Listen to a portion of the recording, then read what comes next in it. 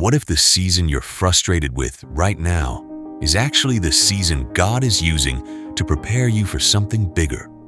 What if the delays, closed doors, unexpected changes, and battles you've been facing aren't signs that God has forgotten you, but signs that He's preparing you?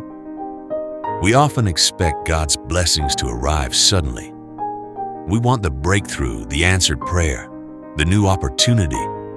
But before God gives you something new, He often changes you first. And sometimes, the preparation feels nothing like a blessing. So how do you know if God is preparing you for something bigger? Here are 5 signs you should not ignore. Sign number 1, God is removing things you thought you needed. Sometimes God prepares you for your next season by taking something out of your current one. A relationship ends. A door closes. A plan doesn't work. Something you were certain would happen suddenly disappears. And you ask, God, why are you taking this away?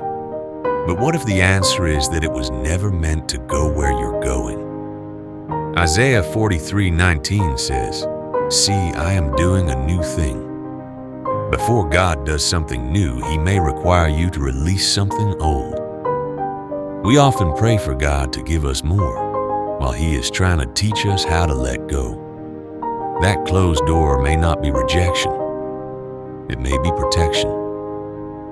That ending may not be punishment. It may be preparation. So don't spend all your energy trying to reopen doors God has already closed. Sometimes the door had to close because your next chapter is somewhere else. Sign number 2, you are being forced to grow in areas you used to avoid. God's preparation isn't always comfortable.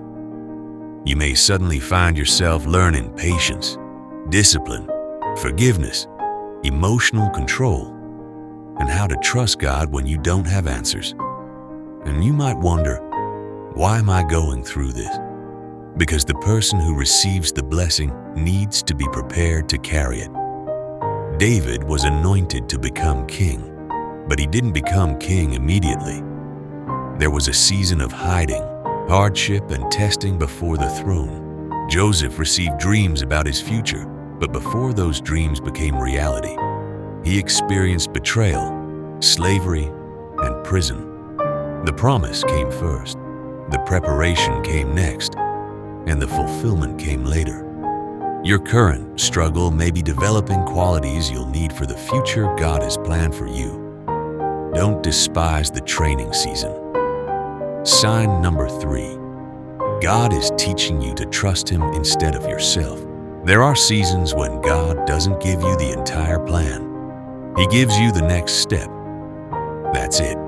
You pray, but you don't know what will happen. You move forward, but you can't see where the road ends.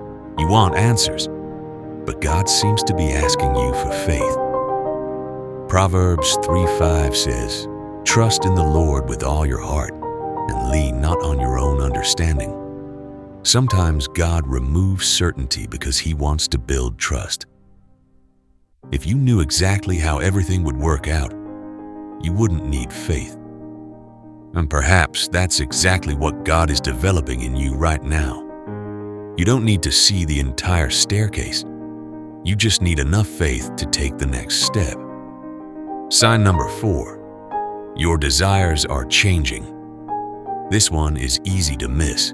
You start losing interest in things that once consumed you. You no longer want the same attention. The same lifestyle doesn't satisfy you anymore. You begin wanting peace more than popularity, purpose more than approval, and God more than temporary success. Your priorities start changing, and suddenly you're asking different questions. Is this God's will? Does this bring me closer to Him? What does God actually want for my life? That transformation matters. Romans 12:2 tells us to be transformed by the renewing of our minds. Sometimes God prepares you for a new assignment by first giving you a new heart for it. You may not even recognize the person you're becoming, and that's okay. God may be preparing you to walk into something that the old version of you would never have been ready to handle. Sign number 5. You have to wait. This may be the hardest sign of all, because we want everything now. We pray today and want the answer tomorrow, but God's timing is not our timing. Psalm 27:14 says, "Wait for the Lord, be strong and take heart, and wait for the Lord." Waiting doesn't mean nothing is happening.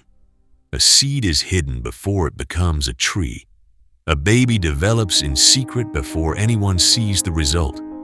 And sometimes God is doing His deepest work in your life, where nobody else can see it. You may feel forgotten. You may feel stuck. You may wonder why everyone else seems to be moving forward while you're standing still. But don't confuse waiting with wasting time. God can use a waiting season to build your character, strengthen your faith, change your priorities, and prepare you for what you've been praying for. So if you're in a season where doors are closing, you're being stretched, you're learning to trust God, your desires are changing,